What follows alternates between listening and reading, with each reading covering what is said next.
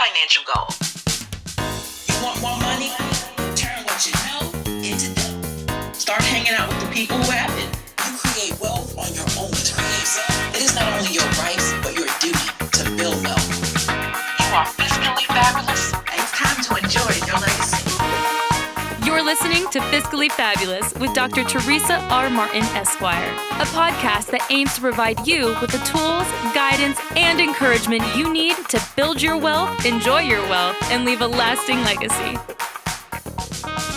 Dr. Martin is an accomplished attorney, speaker, business consultant, and real estate strategist, an all-around self-made success who provides highly sought-after expert consulting in the creation, growth, and maintenance of generational wealth. Welcome to the Fiscally Fabulous podcast, the voice for legal, business, and real estate.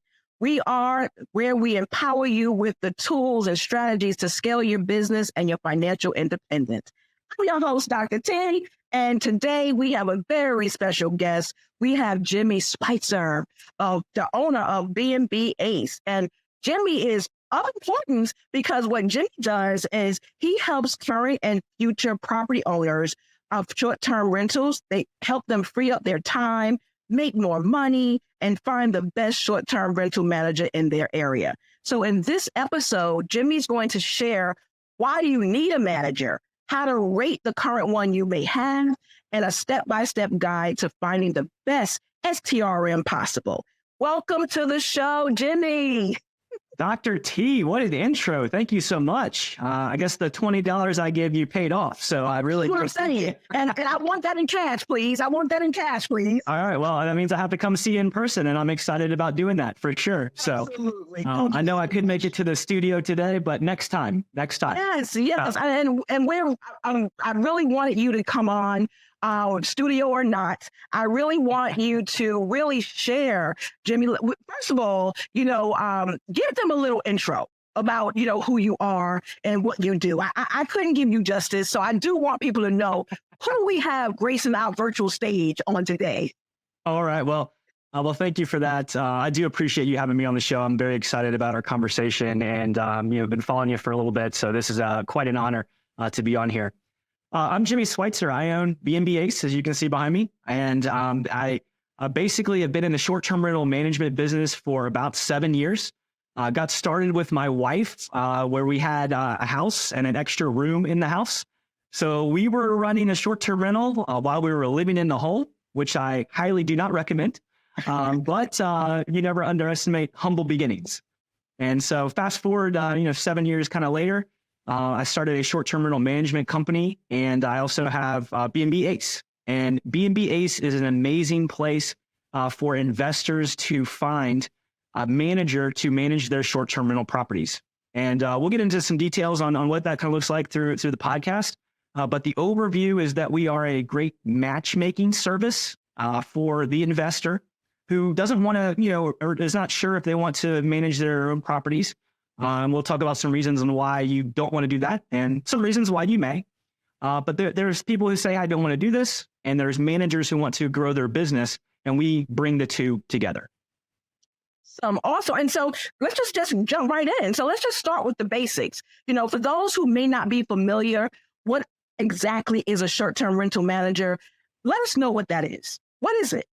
Great question. And so if I reference STR, it's short-term rental. Most people know that term. That's a more familiar term. But if I reference STRM, as Dr. T just put it, that is a short-term rental manager. Now, to answer your question, what is a short-term rental manager? It is someone who is an A to Z, so everything you can think of. And again, we'll talk a little bit later, I think, on like what all of those things are specifically. But it's A to Z, everything that you can think of that you would need in the short-term rental process to have your property managed. That is what a STRM does. They are almost always boots on the ground. So they live in the city that you have a property. They can handle problems very quickly. And they really can, like you said earlier, free up your time, make your revenues climb without spending a dime.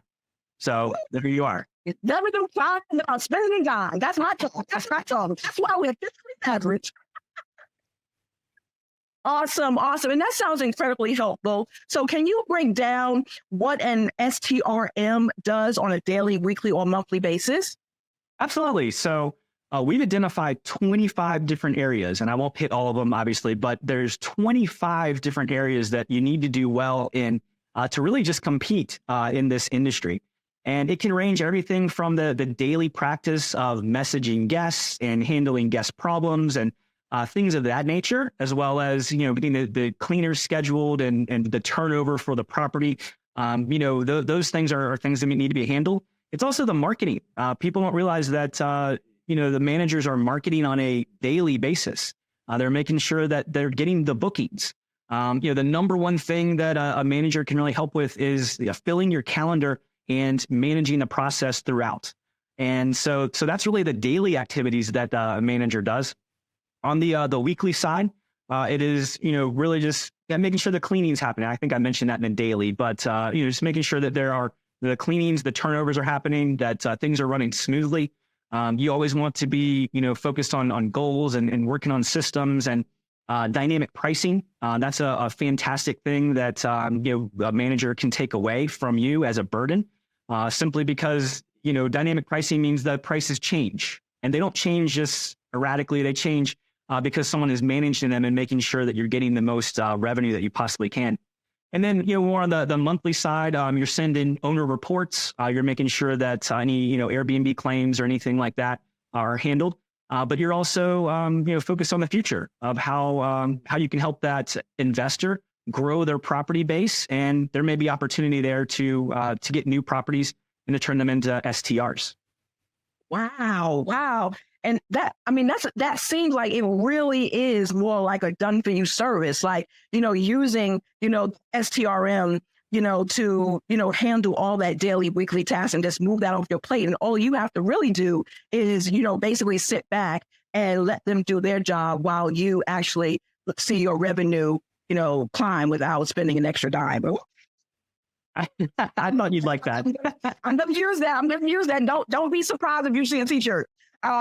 So that's really awesome. So let me ask you this, Jimmy. So for those property owners who are currently self-managing, why would they, or why should they consider hiring an STRM? Well, a good analogy is, and this is the exception to the rule. So the reason that you should, continue self-managing are twofold. One is that you're just amazing at it and you're the best of the best. Or the second one is that you want to actually grow a business that's around that. I would encourage you on both of those accounts to go about it that way. But a perfect example is we think about LeBron James. He went from high school, basketball to the NBA. And so he was a high schooler, in a sense, playing at a professional level. If you believe that you are LeBron James in the short-term rental industry, then then absolutely, go into it yourself and go and do it. But you're competing with the NBA or the professional managers who have been around for years, who have multiple properties, who understand, the problems and the shortcuts and the tips and tricks that are needed to really take things to the next level. And so I encourage you, if you have one or two properties, to most definitely self-manage those, because you want to understand the industry. But as you want to grow and scale, and as an investor, that's what you want to do. Everybody wants more properties or more opportunity. That's when you most definitely want to hand it over to a professional, so they can really take to the next level and be kind of the MVP for your company. Wow. I mean, first of all, let me tell you, I applaud that analogy, because somebody like me understood exactly what you were talking about. Right? So that was like phenomenal explanation. So, thank you for that. Of course. I'd be surprised if I don't use that. So nothing's copyrighted. Go for it. So I bring people on the show. I think I just, want to see what can I trademark? So, but yes, but that makes a lot of sense. And I also see how that can actually be helpful for those people who are, owners in other states, right? You might be an out-of-state owner. So obviously I can see bringing on STRM, in that scenario too. So that makes a lot of sense. So with what you just explained, how should property owners rate their current STRM if they actually already have one, right? How should they rate them?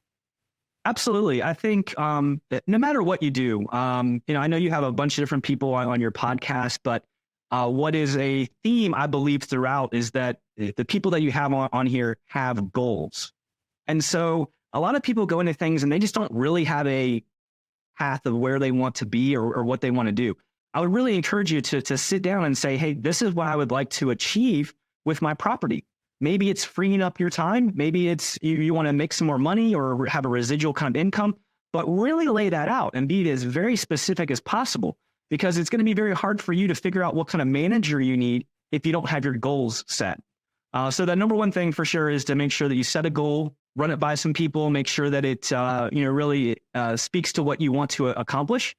And then you can say, all right, is the manager that I do, or the manager that I have, are they helping me reach this goal? Do I see growth in my portfolio? Do I see a high occupancy rate? That doesn't necessarily equal revenue, but it is a good indicator that they're doing a good job of getting bookings. But then look at that top line number and look at that bottom line number too, and say, all right, hey, this is what I'm bringing in. This is what they're charging me, and this is what I'm netting. Is that the number that I want? And maybe it is. And maybe you say, oh, wow, this far exceeded my expectations. But without having that goal, you really have no idea on which direction that you're going. But I would encourage you to sit down with your manager and just, if you haven't had this conversation, kind of shame on you, but you don't know what you don't know. Ask them what they think the property can do, and hold them to that. Is the market going to go up and down? Yeah, that's going to happen. But they should have a pretty good idea of what the revenue it should produce and how they are going to do what they're going to do to get there. So. And I think that that's a great, point, because sometimes, some people fall into a property, right? And some people maybe inherit a property, right? So they may not have had the goal to, really be a landlord, property owner, what have you. But for those people who, it's intentional that this is what I'm going to do, and I'm going to acquire real estate, and I'm going to need to manage, this as a business, especially with all the local laws and rules and regulations that's changing, around property ownership and things of that sort. So I really believe that I tell people, yes, maybe you might want to do it yourself and self-manage, but that's not really owning a business, because you're actually operating and in the business. So it's not really a business, right? So, you're self-managing. So you working day in and day out and get those phone calls and the craziness. And I know that the short-term rental space is a little bit different, but kind of the same. It's just a shorter term, right? But it's the same concept that you have to put into play, right? So that's a great, point that you made as far as, setting the goals. Like, what are your goals? What is your revenue goal? What is the end goal as far as what you want to do with this property and things of that sort? So, manage the manager, but still manage your goals as well to make sure you can identify if they're hitting that metric, right? So I really think that was really, really good. And for those people, so we talked about the ones who might currently have, their manager in play and what they need to, use to rate them. But what about those looking, to find a local manager?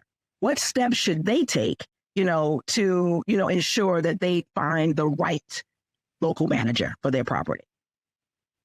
I'm pretty good on the fly, but I did bring a little handout here because I have 10 things that I've written down that I believe are the exact process of what you need to find the best manager. So the first one is define your goals. So we hit on that pretty hard. But that's true. You really need to make sure that you do that. Second is ask for recommendations. You can reach out to friends, you can reach out to family. Do online research such as, Google, Facebook, Yelp.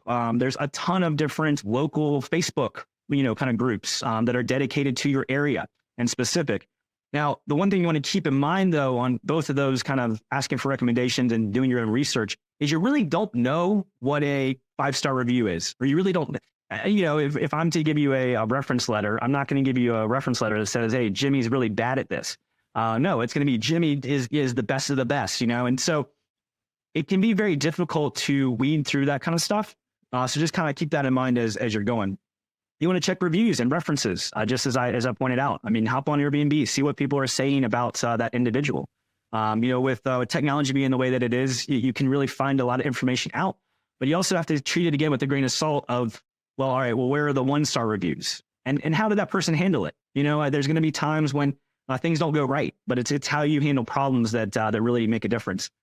You want to make sure you're checking your licensing. And this can be very tricky if you don't have a real estate license or, whatnot. Rules and regulations in the short-term rental space change all the time. And you really need to be on it to understand that. So you want to make sure that they have whatever license is required, if that is required, and they have whatever credentials is required for the city or the state or even the HOA to make sure that they're following all rules and regulations. And that can take a whole lot of time to do. You want to visit the properties. Hey, I have a 3-bedroom, 2-bath house. Do they have that kind of similar thing in their portfolio? Or is it more a 1-bedroom, apartment? Well, that's a totally different kind of management style for those 2 different properties. So you want to take a look at the properties. You want to, maybe visit their office. And then you're of course going to want to compare proposals and really try to compare apples to apples, which can be tricky because everyone offers a little something different, or it's never exactly the same. But you want to compare apples to apples and then negotiate terms. Welcome to RIA NYC, where eager to learn entrepreneurs become wealthy and happy to teach investors. When life gives you lemons, draft a business plan. Call your girls and build an empire of lemon-inspired beverages. Because a real investor understands that in these times, you have to have more than one gig. It's not simply lemonade anymore, boss ladies. Nothing happens until you decide to change your life. But when you do, make more than just lemonade.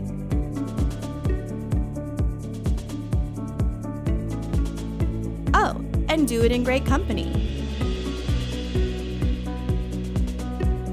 Call us today and build your empire.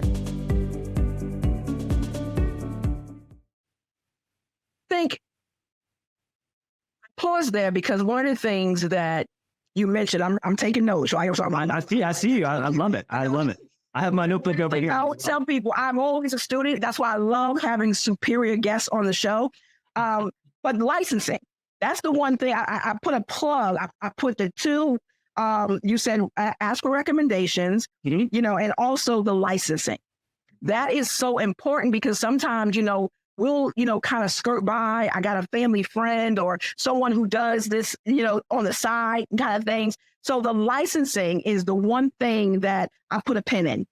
And I really think that that's what's going to separate you from the pack and making sure that you're running a business, right? And this is not being run like a hobby. Because, just like, if I go to the doctor, I want to make sure that they're certified, board certified, licensed and everything like that. I don't want to go to some alleyway, and get things done, right? So I think that was the most important piece of that. And also, the recommendations, obviously. So thank you for sharing that. And I'm sure we'll get, they'll get all 10 of the guides and all that kind of stuff. But I did want to just stop, there. But one of the things I do want to ask you, because I'm big on money, right? I got to know about the money. So what key questions, after we find a local manager that we may want to use, what key questions should we be asking, and what fees, should we be looking at to review when selecting, the STRM? Those are great questions. So the 2 pieces, one are what questions to ask, and the other is fees. So I'll tackle the first one first. I guess as I should. So there's a myriad of questions. Think about you're interviewing someone to basically take over, and it kind of comes off the wrong way that way, but you want somebody to kind of take over. You maybe had some headaches up to this point and you're just kind of done with it and tired of it. You want somebody to come and take over and understand what they're doing. And so you want to treat it like an interview. Like you're literally interviewing someone for a C-level position in a Fortune 500 company. And you may say, well, Jimmy, that's a little extreme for my, 1 or 2 little, places I have. Well, the quality of a manager can be a huge, significant difference in the headaches that you have or lack thereof, so things are running smoothly, or the revenue that's brought in. And so asking questions makes sense. Specifically, how long have you been in business? Always look for managers that have been in business for a couple years, simply because they've seen all of the seasons. They've been in that area. They understand what summer, winter, fall, and spring will do. and they understand that, and they understand how to market and get things like that. I always look for managers that have 10 plus properties, and 10 is not a magical number. That's just, something that we've kind of seen, that once you get to that level, you really have to take it to the next level, or you can't compete. And so, how many properties do you have? What do you do in times when things are slow? Everybody has a slow season. I have a bunch of, lake houses on Lake Norman, and from March to December, they do very well. But January, February come around, and it can be very tricky on how to get people to stay at the property. And so what are some out of the box things that you as a manager do to ensure that the calendar is full? That's a fantastic question. Other great questions are, you can be, what kind of reviews are you doing? How are you getting 5-star reviews? Are you a super host on Airbnb? That's a huge factor, because Airbnb ranks you based on a bunch of different things. But one of them is, if you have that superhost status, that's a big one to have. So be thinking, about all of the kind of questions that you'd be asked if you were in a job interview, because that's what you want to really dig into and to really go after. Now, the other piece of it is fees. There can be as many fees as I have logos behind me. Okay. I've seen all kinds of crazy stuff. I think I've had like 21 different fees that I've found just that people are charging. There's only 2 that matter. The first is a setup fee. Now, you may say, well, I don't want to have a setup fee. I understand that, but you have to understand that the managers, they want to take time out of their day to get you up and running. So, you say, hey, John, I want to come on board with you. Great. John should say, hey, there's going to be a $500 to $2,000 setup fee just to get everything, behind the scenes going. And you may say, well, that sounds kind of ridiculous. Well, it takes upwards of half a day sometimes, in addition to, visits and different things like that, to actually get a property up and running. So you want to have a manager that has a setup fee, simply because they are a next level manager and they're going to charge for their time, just as you would as an investor for things. There's ways that you want to make sure that you're maximizing your time and money. And the second is a flat percentage. You can have a flat rate, and that's not good. You don't want a flat rate, but you want a flat percentage. And so what does that look like? It's percentage of the actual daily rate. So as a just random example, let's say that you're charged $100 a night. So we just use $100 because it's a very simple math kind of problem. On $100, if the manager is charging 25%, which is a pretty usual rate, they are making $25. Well, if they're now able to charge like 150, they make more. And so there is incentive for there to be a percentage rate, not a flat rate. If I'm making, $20 a booking or something like that, I don't care what the price is, and so I'm just going to get as many bookings as I can. And so you definitely want to have a setup fee as a flat rate, some sort of number, usually about $500 to $2,000, but it can vary where you are. And the second thing is a flat percentage of the nightly rate. Wow, now that was awesome. And I didn't realize about the flat rate versus the percentage, right? So I think that was really something that I took away from that. And with that said, so with all of this that we have to think about, are there any red flags that property owners should be aware of when they're actually choosing, a STRM? Yeah, I mean, there's always what I call the drink test, and it's very simply like, and this is something you do after the fact, but it's would I want to have a drink with this person? And it's just say, do I get along with this person? Because they're going to be giving you reports and they're going to be letting you know what's going on. Is this the best test? No, but it's a good start, because you and I would be on this podcast together. You wouldn't have invited me if we didn't have a connection or just a little bit of energy that we wanted to give back to each other, and just I love hanging out with you. And so that would be a check for me as far as, all right, I want to move forward with this person. But then from there, you want to just take a look at their current listings and see, okay, all right, how many future bookings do they have? It can be, and you really, red flags can be a bunch of things for different people, but you want to look at occupancy. You want to look at what they're bringing in on revenue, because those are things that don't lie. I can't say that, hey, I have a 70% occupancy, and you look at my calendar and I have 2 days of the month filled in. Okay, well, that's not true. And so yeah, occupancy is definitely a good one to look at, as well as the daily rate and kind of what revenues they're bringing in.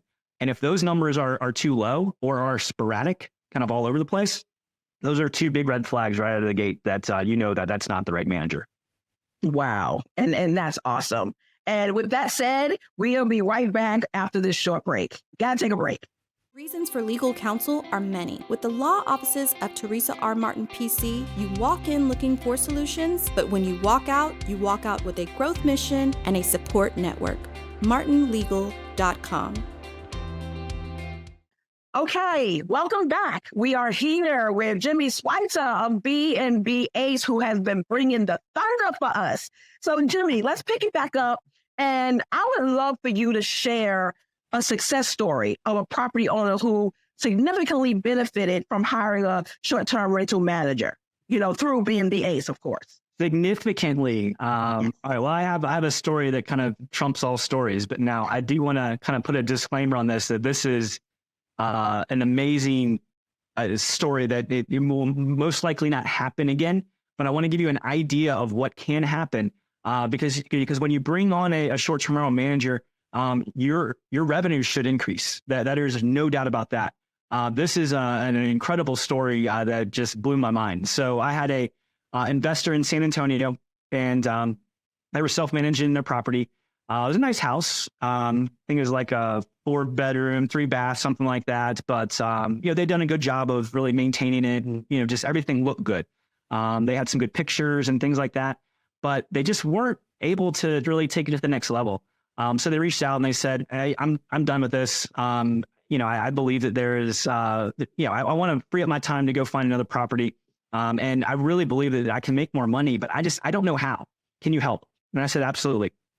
So I reached out to a contact I had in San Antonio. I said, "Hey, let's set up a meeting, with this guy. I think that you can really help him out." And this is someone that I had done business with before, and I've gone through a 4 to 5 hour vetting process. And I don't remember how many managers I actually interviewed, but I found the best of the best. And this is the reason why. The property was doing $64,000 for the year. Again, not bad. Average across the board, just to give you a benchmark, is about 50. So in that area, not so much. The average was much higher, and that the individual was just not able to get that number. Well, we got him under contract and got an agreement signed, and within 49 days, the Derek, who was in San Antonio, he got the property up to $160,000 for the year. Okay, so in 49 days, I know this sounds kind of weird, but it took him 49 days to basically ramp everything up.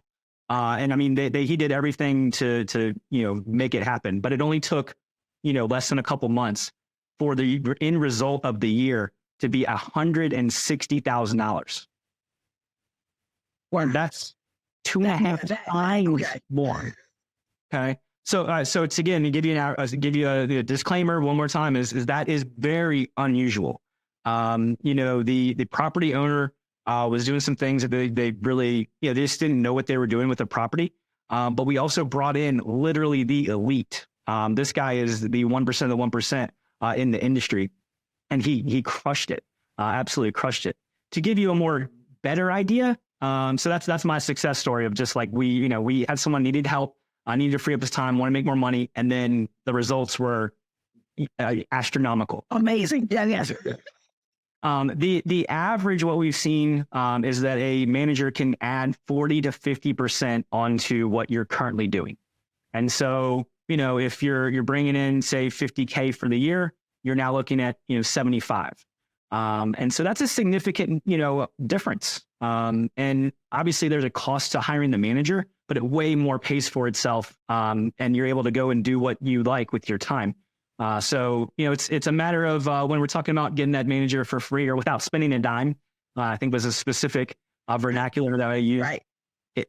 You're still paying someone, right, to manage your property, but the amount of revenue that they're bringing in and the expenses that you no longer have, such as, there's all kinds of stuff, that you need to be managing your properties. We found that to be about $600 a month is what it takes to almost self-manage properties. you're eliminating that expense, you're increasing the revenue, and you're essentially getting management for free and making it more money than you would have without it. Wow. I mean, and you have proved my point that I've been saying over the years. Why would you want to self-manage, right? Because you don't know all of the ins and outs unless you're a professional property manager, of course, like, but even then, you don't make money, managing your own properties. You make money managing other people's properties, which is, even if you are a professional property manager, you still shouldn't manage your own. It's like me. I hire an attorney. Yes, I could represent myself on some things, but I don't make money representing myself. So let me just bring somebody in who that's their lane and their only job is to protect me. Right. So same thing, holds true with the managers. So with that, the stories that you shared and everything that we've been speaking about here today, what are some common mistakes that you would say property owners make when they're trying to manage their short-term rentals themselves? Well, so little history lesson here, and it's not too long ago. So we can all remember back, obviously, 2021 when, there was COVID and crazy stuff was, or 2020 rather. 2020 was when that happened. So that was a horrible time. But 2021, they lifted travel restrictions. And so what happened is anybody that wanted to be quarantined or whatever, they wanted to travel with their family. Well, they didn't want to go to a hotel. And so there was a huge boom in the STR market in 2021 and 2022. And so, it's good to look back at history and say, okay, all right, that happened. Well, people got into the market, the short-term rental market, and had no idea what they were doing. And they were making a bunch of money because the supply was very low and the demand was, through the roof. And so you would basically, with very little time, like almost no money really, you got to furnish the place, but, just very minimal kind of things that you needed to come up with. People were killing it.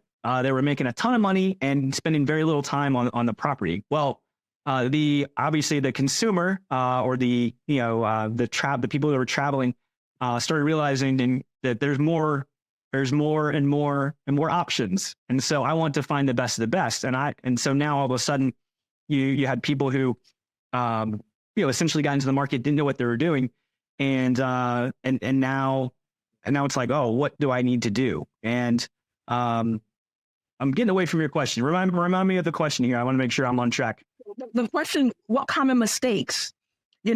So the common mistake was to get into the business and not know what you're doing, and then expect it to be something that you could still do very little time, and and have a bunch of money coming in. So the shift was this doesn't work anymore. I need to spend hours and hours a week, not just the 30 minutes that I was on my listing on messaging people. I need to compete with my literally next door neighbor sometimes.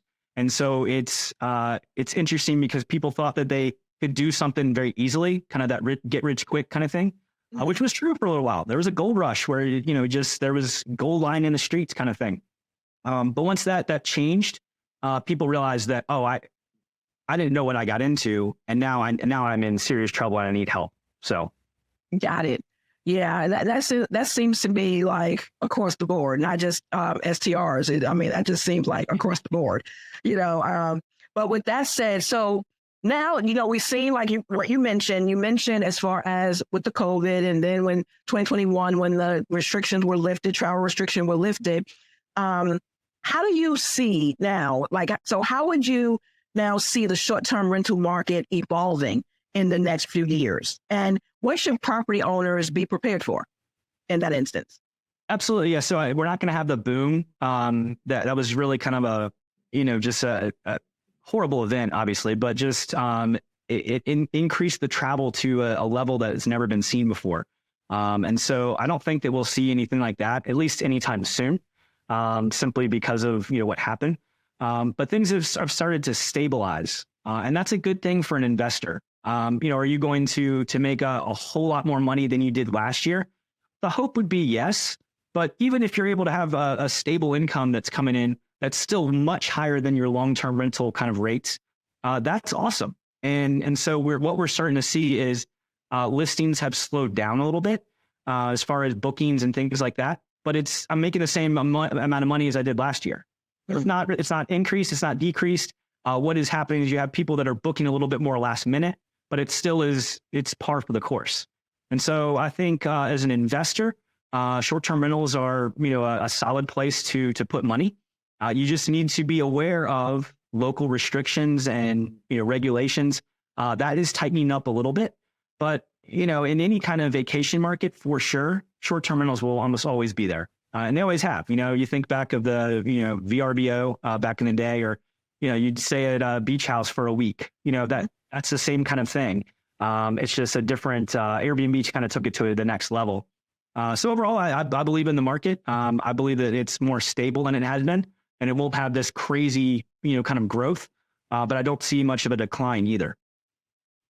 And so with that, and, we always are talking about the age of technology, right? We're in the age of technology, right? We have the AIs and everything, the bots are taking over the world, right? So, can you discuss in the BnB space, can you discuss, what you see or foresee the role of technology in managing short-term rentals, and how, can it benefit property owners? Absolutely. I've always been a fan of embracing technology. Am I the best at it? No, I'm not. But, I've used AI for presentations and different things. And I've used, some of that for my short-term rental, kind of world. But you can't get away from that. Right. And so it's important to embrace the technology. You don't have to understand it completely. Some people feel that, hey, I need to understand every little bit about this. I can tell you how to fire up Zoom, but I have no idea what goes behind the scenes on how Zoom actually works. Right. Here we are on this call together because of technology, and we're both embracing it, but we don't even know every single thing about it. And so there's all kinds of different short-term, rental tools that are out there. There's, PMS systems, which are property management software. You have, dynamic pricing tools.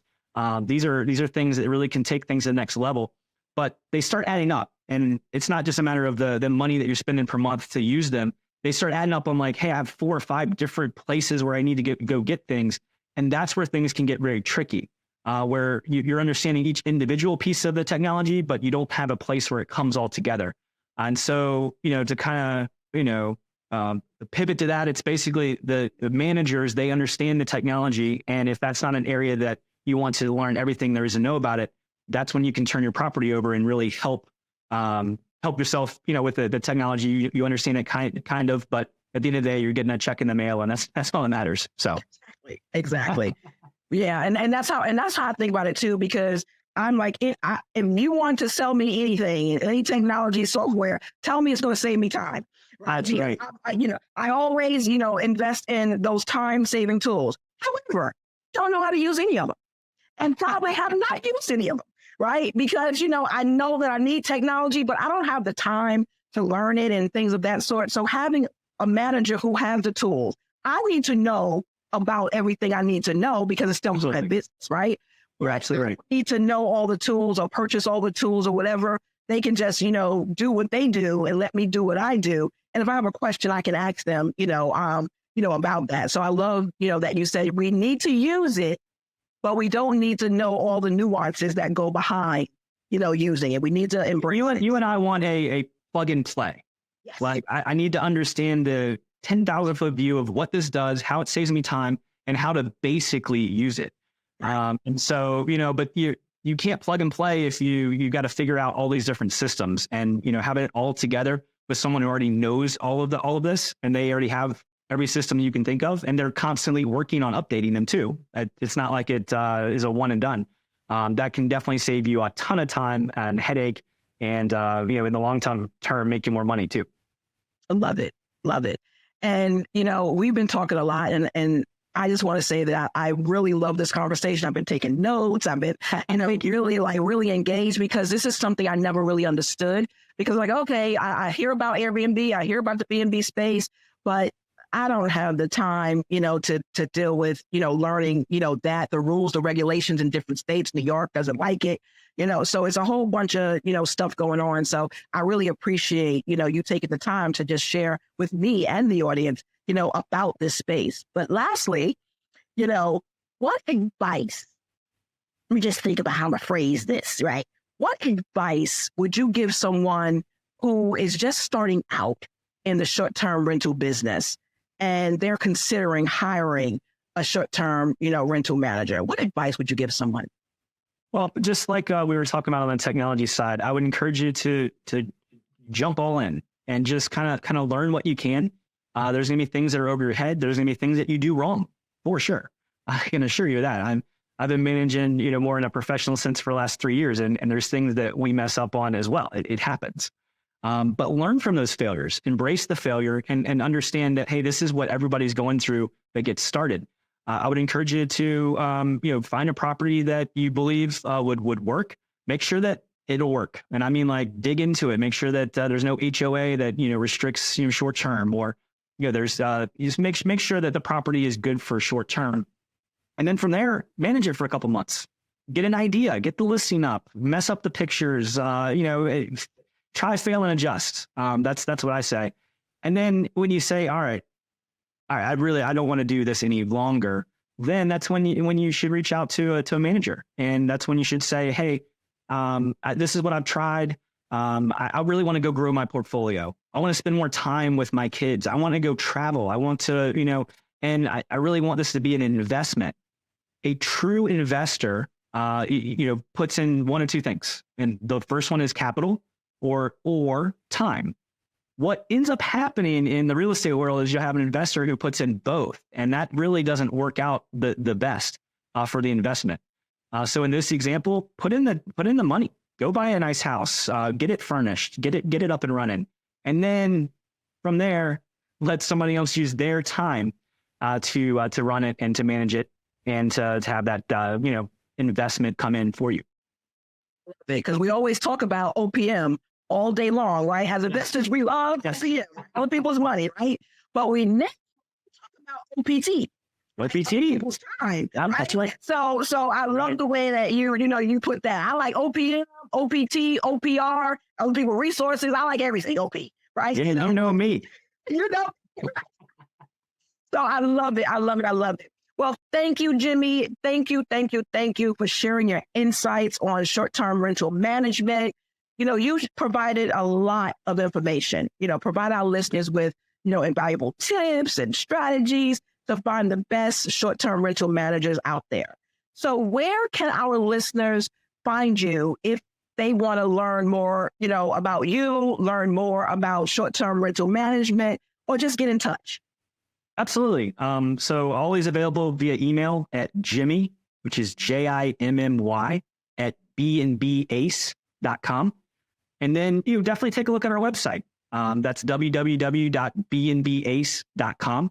That's Bravo November Bravo Alpha Charlie Echo.com. The N kind of throws people off from time to time.